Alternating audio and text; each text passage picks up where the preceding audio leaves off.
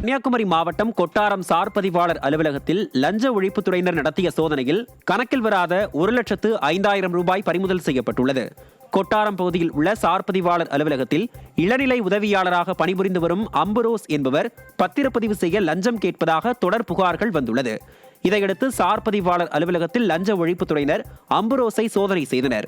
இதில் அவரிடமிருந்த கணக்கில் வராத 1,05,000 ரூபாய் பறிமுதல் செய்து இளநிலை உதவியாளரை கைது செய்து போலீசார் விசாரணை மேற்கொண்டுள்ளனர்.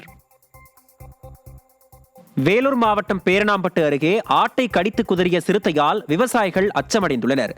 பெரிய தாமல் செருவு கிராமத்தில் சரவணன் என்பவர் தனது விவசாய நிலத்தில் ஆடு மாடுகளை வளர்த்து வருகிறார். இந்நிலையில் ஆடுகள் அடைக்கப்பட்டிருக்கும் கொட்டகையில் சிறுத்தை ஒன்று புகுந்து அங்கிருந்த ஆட்டின் கழுத்தை கடித்து குதறியுள்ளது. அங்கிருந்த நாய்கள் குறைத்ததால் சிறுத்தை தப்பி ஓடிய நிலையில் ஆடு உயிரிழந்தது. இதுகுறித்து நிலத்தின் உரிமையாளர் கொடுத்த புகாரின் பேரில் பேரணாம்பட்டு வனத்துறையினர் CCTV காட்சிகள் அடிப்படையில் விசாரணை மேற்கொண்டு வருகின்றனர்.